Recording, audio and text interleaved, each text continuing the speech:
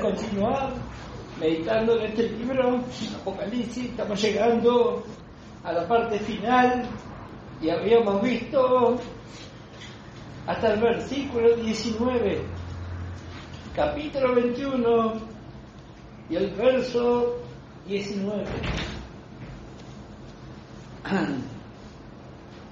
La Escritura nos relata acerca de la Nueva Jerusalén. Ya estuvimos viendo muchos detalles acerca de este lugar y consideramos la numerología, lo que representa y de qué cosa habla. Eso ya vimos. Vimos también el esplendor de esta ciudad. A partir del versículo 18. Y aquí comenzamos a ver estos minerales que conforman los cimientos del muro de la ciudad. Y ya consideramos cómo es que estos minerales alcanzan distintas durezas. Y dijimos que, como vimos en Génesis, habla acerca de el tratamiento que ellos sufrieron, porque la ciencia descubrió que todo tiene un mismo origen. Pero sin embargo, ¿dónde está la diferencia? En la temperatura a la que fueron expuestos y la presión. Y así también esto habla de nuestras vidas. Estos cimientos y esta ciudad habla de creyentes.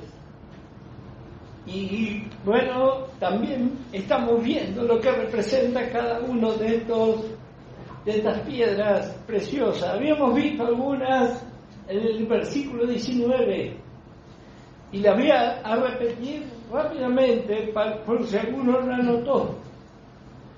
Y retomamos ahí en el nombre del Señor Jesucristo, y dice así: y los cimientos del muro de la ciudad estaban adornados con toda piedra preciosa.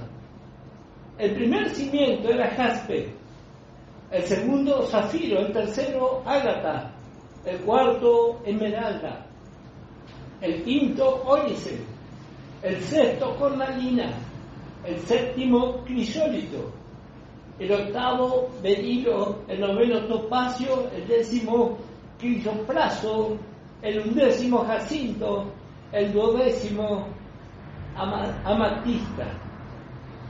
Las 12 puertas eran 12 perlas. Cada una de las puertas era una perla. Y la calle de la ciudad era de oro puro, transparente, como vidrio. Varias cosas muy interesantes acerca del lugar de nuestra eternidad. Estamos viendo, como dije, estas piedras preciosas. Y voy a reiterar las que se encuentran en el verso 19. Y estas son el jaspe, y dijimos que ese corresponde al diamante. Tiene la particularidad de ser claro y transparente como el cristal. Muy duro y muy transparente. Esa dureza no habla en el sentido negativo, sino en cuanto a algo que no cambia. Y esto nos habla de la hermosura de Cristo y su transparencia. Y el nombre de esta palabra tiene una traducción. No todas tienen traducciones, pero esta tiene. Y esta palabra significa: Él será hecho prominente. Él será hecho prominente. Luego menciona al segundo. Y el segundo es el zafiro. Y dijimos que es una piedra preciosa, color azul del cielo. y en algunas ocasiones tiene unos tintes rojos o azules más oscuros.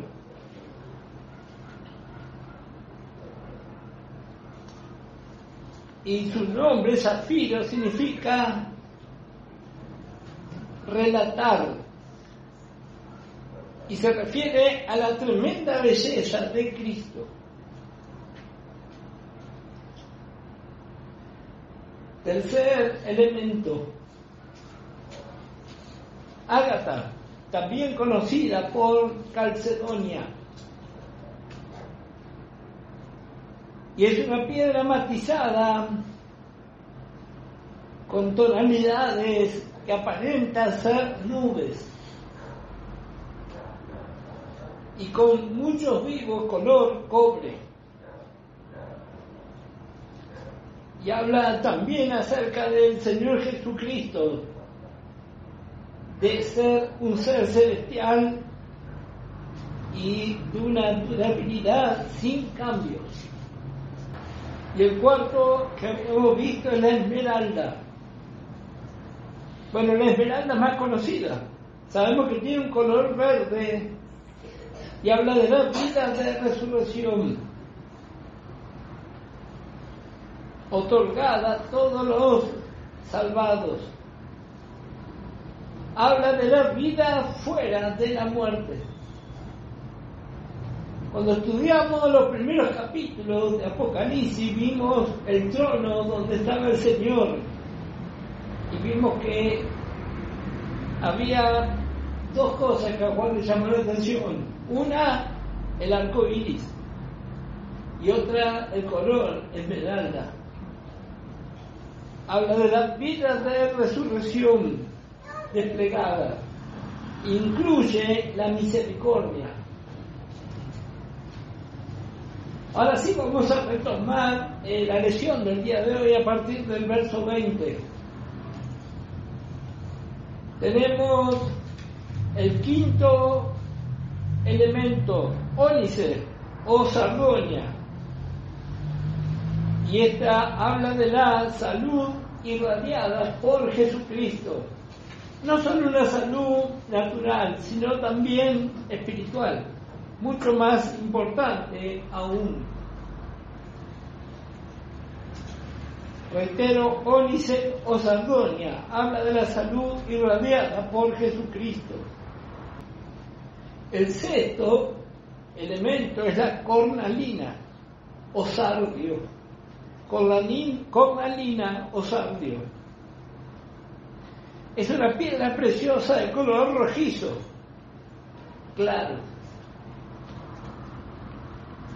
Y habla de la manifestación de una vida sobrenatural, celestial. Séptimo elemento, crisólito. Es una piedra muy extraña y es una base de color oro, tirando a un cierto color verde. Por momentos se forma transparente. Y esto habla de la manifestación de la gloria de resurrección en nuestras vidas.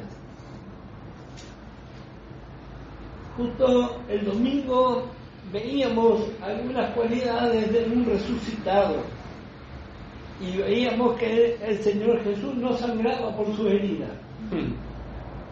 Bueno, así también nosotros tenemos que alcanzar.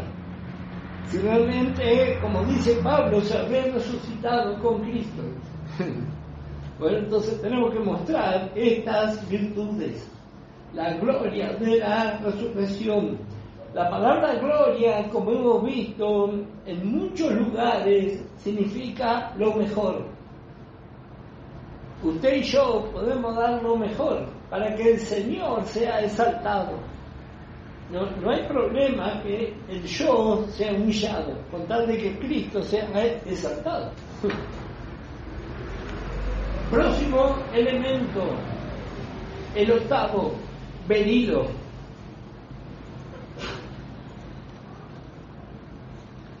Esta es una piedra preciosa que tiene un color azulado y una mezcla con el verde. Algunos le llaman verde mar.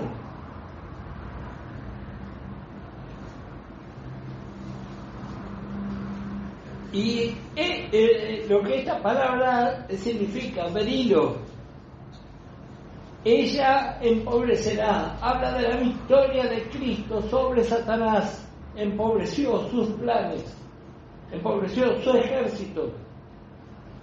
Y eso ocurrió en la cruz del Calvario, berilo.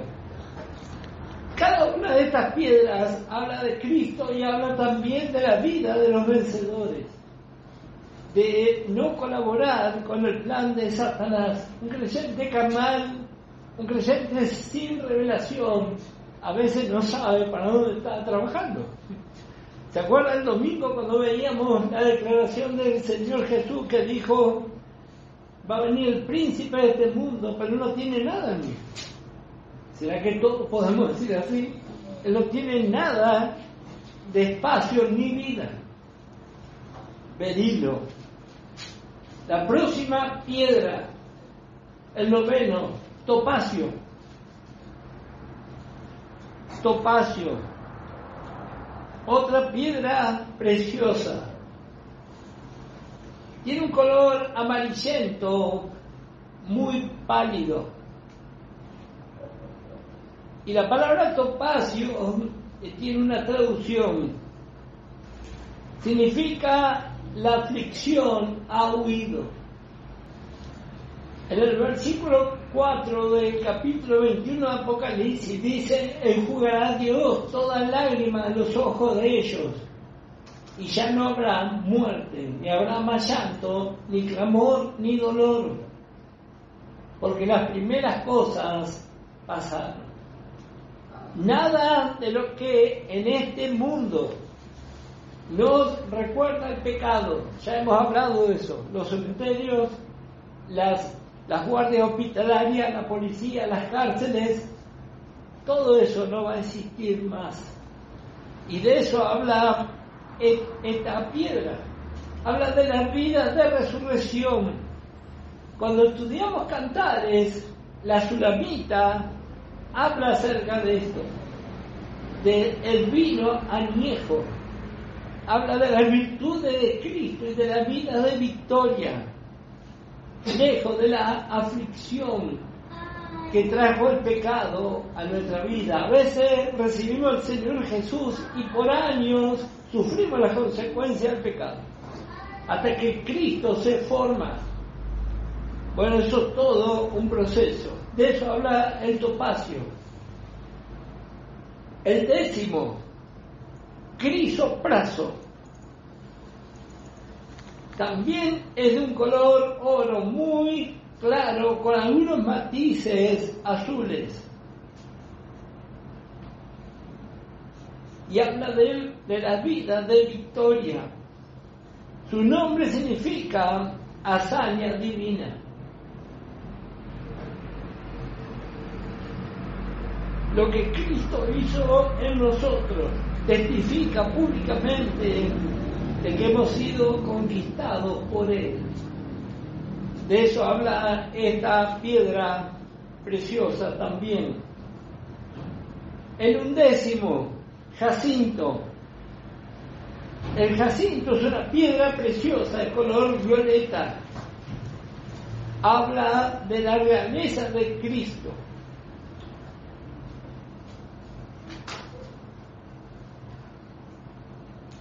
Y también de su esplendor en su total desarrollo. Cristo resucitado. Cuando Él resucitó, dice que estando la puerta cerrada, Él podía entrar. Y así en nuestra vida, a veces la puerta la cerramos por la incredulidad. Él igual entró.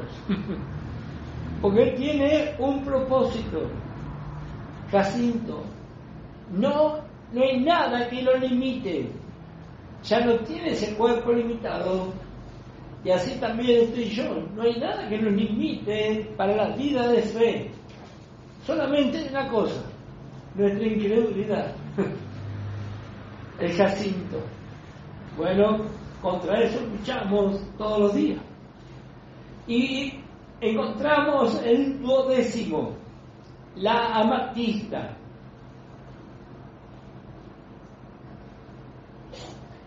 Esta piedra tiene un color violeta con mucha injerencia del color púrpura.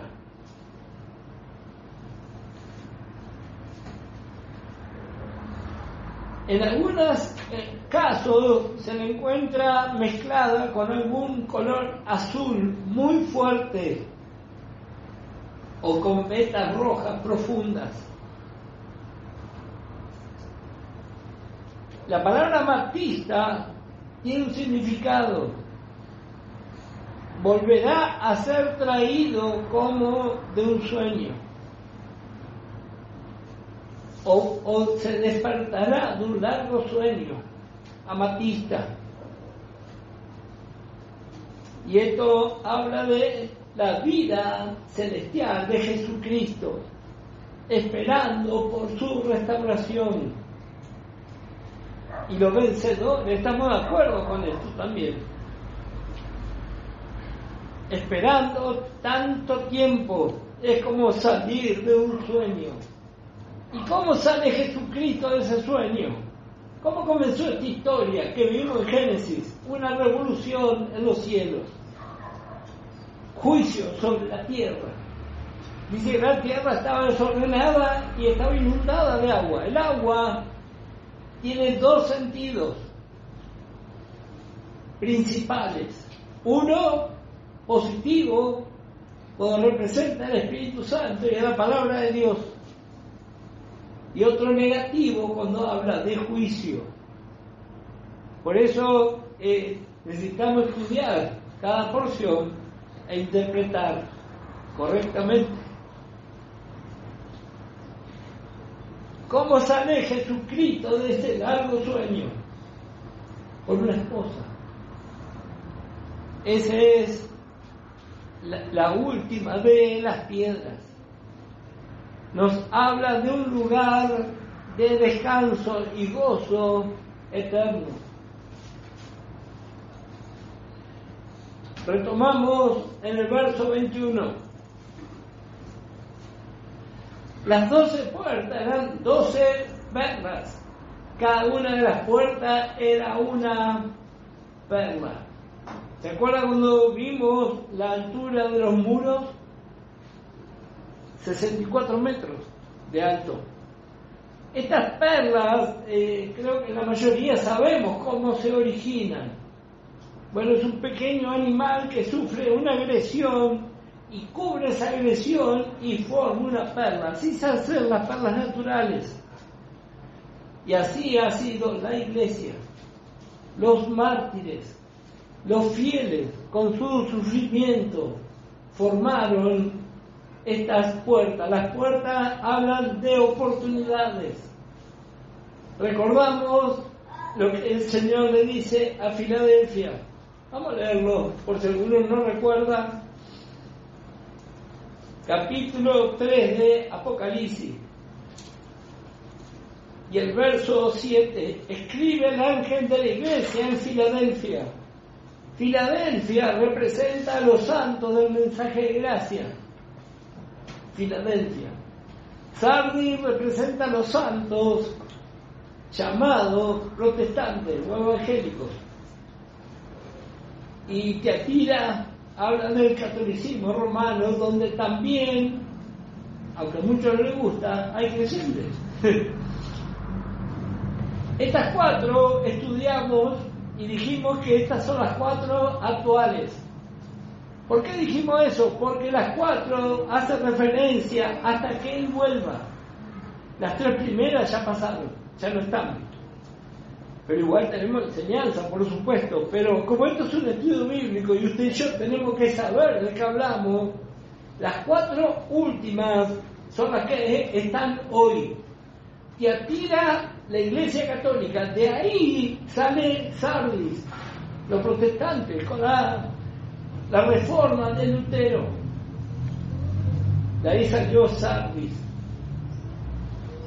Yo creo que la mayoría de los que estamos aquí, algunos han tenido la bendición de recibir al Señor en este mensaje, pero otros hemos salido de Sardis. Con mi esposa estábamos en una iglesia pentecostal y el Espíritu Santo nos sacó de ahí a Filadelfia. Y dice así: escribe al ángel de la iglesia en Filadelfia, esto dice el santo, el verdadero, el que tiene la llave de David, el que abre y ninguno cierra, y cierra y ninguno abre. Yo conozco tus obras. He aquí, he puesto delante de ti una puerta abierta, la cual nadie puede cerrar. Porque aunque tienes poca fuerza, has guardado mi palabra y no has negado mi nombre. ¿Quién tiene poca fuerza? Las iglesias del mensaje. Por una cuestión que no nos vamos a poner a explicar ahora, pero no son muy populares este tipo de congregaciones. Pero tiene una promesa. Dice: he puesto delante de ti una puerta abierta. La puerta habla de oportunidades. ¿Se acuerda cuando Pablo en sus viajes dice que se le abrió una puerta grande del Señor, pero no quiso predicar porque no lo encontró a Tito? Ahí hay enseñanza también. Predicar y no tener obrero no tiene mucho sentido. Pero no nos vamos a ir del tema. Acá estamos viendo lo que representan las puertas, oportunidades. Y la iglesia ha sido una gran oportunidad en estos 2000 años. Yo cada vez que veo un cartelito en algún barrio me llena mi corazón, porque muchos critican eso, pero yo digo que es la manifestación del amor de Dios buscando al ser humano por todos lados, lleno de puertas. Y en la eternidad va a haber estas grandes puertas. Dice 12 puertas, eran 12 perlas. Cada una de las puertas era una perla. Y la calle de la ciudad era de oro puro, transparente, como vidrio. La calle figura en singular. Porque allí, ¿de qué habla esto? De que nunca más nadie se va a perder. ¿Cómo nos vamos a perder si hay una sola calle? Y esto nos enseña espiritualmente. Es el fin de toda maldición. Eso nos está esperando y para eso nos estamos preparando. La calle de la ciudad era de oro puro, transparente como vidrio. Y no viene ella templo, porque el Señor Dios Todopoderoso es el templo de ella y el Cordero. Y la ciudad no tiene necesidad de sol ni de luna que brillen en ella, porque la gloria de Dios la ilumina y el Cordero es su lumbrera. Dentro de lo que leímos aquí, en el verso 4, las primeras cosas pasaron. En lo natural, los pueblos, las ciudades, si usted es observador, se dará cuenta que siempre se construyen alrededor del poder del gobierno municipal, de los templos católicos y de la comisaría. Siempre hay un centro. Bueno, allá donde vamos a vivir no es necesario que haya un centro, porque el centro va a caminar con nosotros. Dice, porque el Señor Dios Todopoderoso es el templo de ella y el Cordero. La ciudad no tiene necesidad de sol ni de luna que brillen en ella, porque la gloria de Dios la ilumina y el Cordero es su lumbrera. Y las naciones que hubieran sido salvas andarán a la luz de ella, y los reyes de la tierra traerán su gloria y honor a ella. ¿De qué naciones habla aquí? Bueno, ya habíamos considerado el juicio de las naciones, ¿se acuerdan? Van a ser juzgadas conforme al trato hacia la nación de Israel. Y los fundadores de Estados Unidos saben eso. Por eso están siempre del lado de Israel. Pero hay naciones que directamente van a desaparecer. Bueno, ¿qué más encontramos ahí? Versículo 25. Sus puertas nunca serán cerradas de día, pues allí no habrá noche. La Biblia, cuando habla de día y habla de noche, habla de bonanza y habla de adversidad. La noche está asociada a peligro, a incertidumbre. Imaginemos un poco qué pasó hace 2000 años. No había electricidad, ni había luminaria en la calle. Así que caminar de noche tenía sus grandes riesgos. Hoy también, pero antes era peor aún. Y dice, allí no habrá noche. Cuando Dios sacó a Israel de Egipto, la orden fue que camine de día y de noche. Esa orden llega hasta el día de hoy para nosotros. Porque caminar de día es fácil, pero caminar de noche. Y nuestra vida está llena de días y de noche. Un vencedor camina siempre. Nada lo detiene. Bueno, un día todo esto va a terminar. Y dice, y llevará la gloria y la honra de las naciones a ella. No entrará en ella ninguna cosa inmunda, o que hace abominación y mentira, sino solamente los que están inscritos en el libro de la vida del Cordero. Esta ciudad será una gran luminaria. Este versículo que acabo de leer ha traído mucha controversia. ¿A qué refiere la palabra de Dios aquí? Cuando habla de cosa inmunda, cosa que hace abominación y mentira, habla acerca de alguien que no fue redimido. A eso se menciona. No está hablando de creyentes, está hablando de aquellos rechazadores de Cristo. Los hermanos que no entienden le aplica esto a los creyentes, entonces no entra ninguno, porque todos tenemos dos creaciones. No, esta porción está hablando de los rechazadores del Evangelio. No entrará en ella ninguna cosa inmunda o que hace abominación y mentira. ¿Quién hace abominación y mentira sino el ser humano no redimido? Cuando usted y yo recibimos a Cristo, la sangre de Cristo cubre nuestro pecado y tenemos una nueva vida. Capítulo 22. Después me mostró un río limpio de agua de vida, resplandeciente como cristal, que salía del trono de Dios y del Cordero.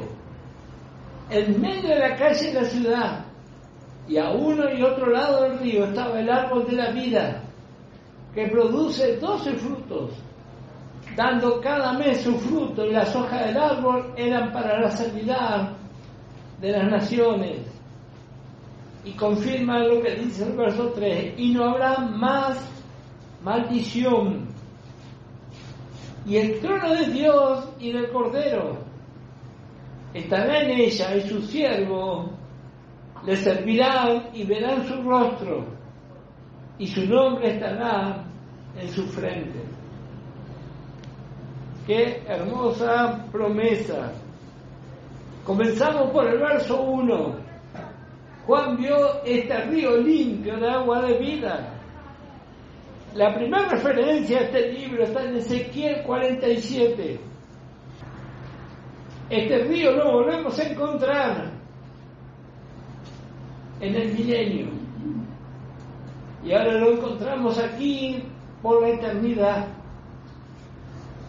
Un río limpio. Este río limpio dice de agua de vida, habla del Espíritu Santo. Corre con total libertad. Dice, salía del trono de Dios y del Cordero. En medio de la calle de la ciudad y a uno y otro lado del río estaba el árbol de la vida. Es impactante cómo comenzó esta historia. Dice en el libro de Génesis que Dios formó un huerto. Y pasó el tiempo, ¿y qué encontramos ahora aquí? Una ciudad tremenda. Dios transforma todas las cosas y siempre va en aumento. Igual que nuestra vida espiritual. Comenzó chiquitita y va en aumento. Hasta que el día es perfecto. Así dice la Escritura. Y ahora vemos aquí la descripción de este lugar. Este río limpio de agua de vida sale y corre con el solo fin de hermosear el trono y la ciudad de Dios. Hoy el Espíritu Santo está trabajando, preparando una esposa, está derribando paredes, revelando su palabra, tantas cosas está haciendo. Un día va a correr. En ese lugar usted y yo vamos a estar también ahí. ¿Y qué más vemos aquí? Bueno, el árbol de la vida que se le negó a Adán. Dice la Escritura que Dios puso querubines que cuidaran la entrada a ese lugar. Y los querubines los encontramos en el arca de la promesa, el arca del pacto. ¿Y se acuerda lo que representaban esos querubines? Dice que los querubines veían la sangre que el sacerdote había puesto. Y eso daba libertad a que los israelitas pudieran entrar allí. Y así también usted y yo entramos por la sangre de Cristo. Ellos podían evitar la entrada, pero al ver la sangre dejaban pasar. Y por esa sangre usted y yo también entramos. Y ahora, ¿qué es lo que vemos aquí? Dice que el árbol de la vida está allí y produce 12 frutos, dando cada mes su fruto, y las hojas del árbol eran para la sanidad de las naciones. El árbol de vida habla de la satisfacción plena. Todo lo que un redimido necesita, Dios lo proveyó. Este árbol, así como el río habla del Espíritu Santo, el árbol habla de Cristo. De Cristo. Y Juan vio dos cosas. En primer lugar, dice, produce 12 frutos. Y también produce hojas. Y esto también habla de apropiarnos. Así como fue en la antigüedad, así es hoy también. En la antigüedad algunos comían maná y otros comían frutos. Así es también hoy. Muchos se conforman con algo muy simple. Jesucristo salva y sale, ya está, ahí se quedó. Pero otros queremos comer algo sólido. Y acá vemos también este lugar. Va a haber frutos y también va a haber hojas. Cada una de estas hojas habla de las promesas de Dios. Y dice, para la sanidad de las naciones. La palabra sanidad que encontramos aquí es la palabra que los que fueron a los cursos seguramente se recordará.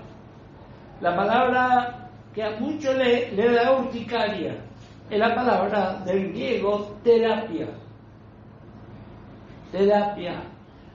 El primer sentido de esta palabra es acompañar. Es lo que hacemos las congregaciones, nos acompañamos uno al otro. No es porque tenerle temor a esa palabra, porque está en la Biblia. Es la palabra que fue traducida sanidad. En el original es la palabra griega terapia, T-H y luego la palabra terapia.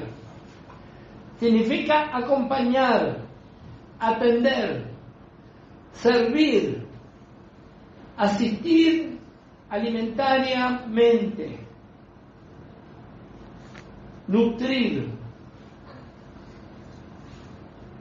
Y esto nos da a entender que no habrá más necesidad de ningún tipo de medicina, ni en lo físico, ni tampoco en el alma. La provisión completa de Dios se va a hacer manifiesta eternamente. El verso 3, y no habrá más maldición, y el trono de Dios y del Cordero estará en ella, y sus siervos le servirán. Aquí hay una diferencia que ya hemos visto, ¿verdad? La esposa no va a estar en este grupo.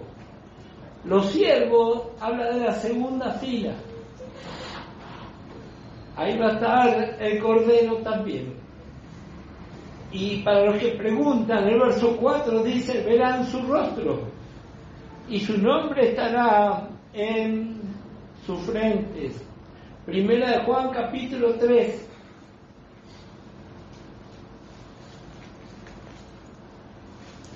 Cuando alguien a quien admiramos, sabemos que tenemos la oportunidad de conocerle personalmente, nos preparamos, estamos ansiosos.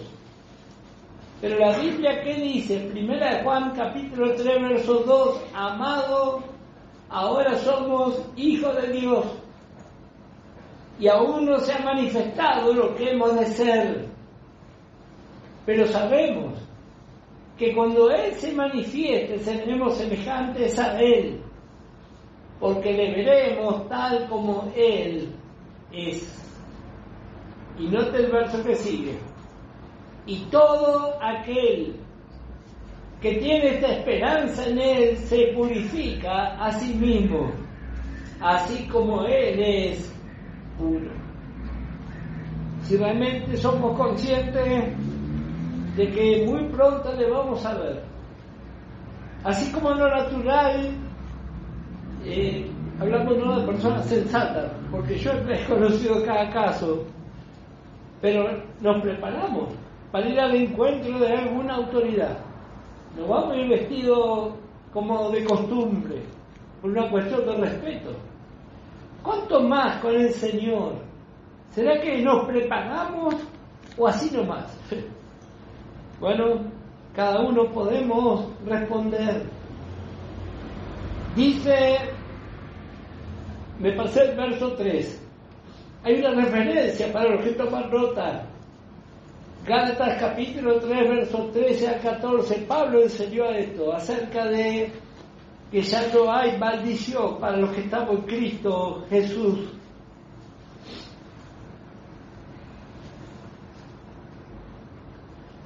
Versículo 5 del capítulo 22. No habrá allí más noche, y no tiene necesidad de luz de lámpara, ni de luz del sol, porque Dios, el Señor, los iluminará y reinará por los siglos de los siglos. La compañía esposa aprende hoy que la fuente de luz está en nuestro Dios. Hay otras fuentes de iluminación, así como en lo natural tenemos opciones. Podemos usar la electricidad, podemos usar una vela, una batería. Bueno, a veces aplicamos así a lo espiritual también. Un poco de fe y un poco de psicología. Tantas cosas nosotros agregamos. Pero dice que allá no hay necesidad de ninguna de esas cosas.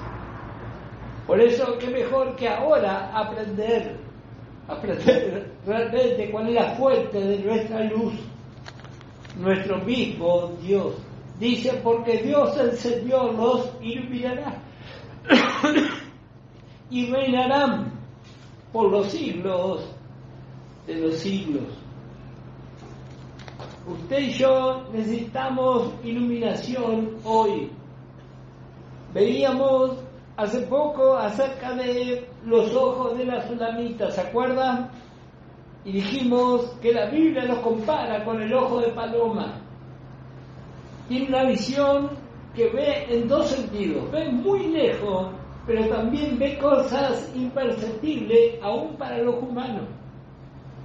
Y así el creyente que ama al Señor, miramos los detalles, No pasamos por alto las cosas pequeñas. A veces decimos, no, es una pavada. No, no es ninguna pavada.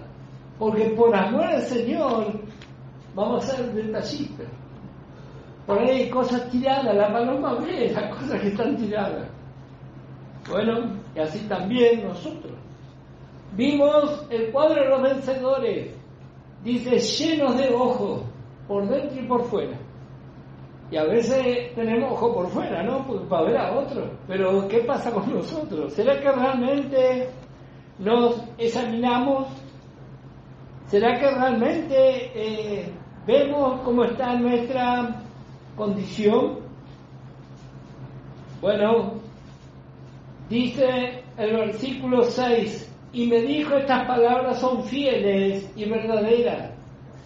Y el Señor, el Dios de los espíritus de los profetas, ha enviado su ángel para mostrar a su siervo las cosas que deben suceder pronto. He aquí vengo pronto. Bienaventurado el que guarda las palabras de la profecía de este libro. Yo, Juan, soy el que oyó y vio estas cosas. Y después que las hube oído y visto, me postré para adorar a los pies del ángel que me mostraba estas cosas. Pero él me dijo, mira, no lo hagas, porque yo soy consiervo tuyo, de tus hermanos los profetas, y de los que guardan las palabras de este libro. Adora a Dios. Llegando ya a la parte final de este libro, las palabras fieles y verdaderas. Versículo 12, he aquí yo vengo pronto, y mi galardón conmigo para recompensar a cada uno según sea su obra. Muchas veces explicamos ya lo que significa esta obra. Habla de actuar conforme a la Biblia. No está hablando de obras como hacen los religiosos, grandes salones, grandes obras para ayudar a rechazar el Evangelio. No está hablando de eso. Dice, para recompensar a cada uno según sea su obra de fe. Hasta aquí lo vamos a ver, ya la hora se nos fue. Con la ayuda del Señor, creo que ya la próxima lección terminamos este libro. Así que le pido sus fieles oraciones y que el Señor les bendiga ricamente.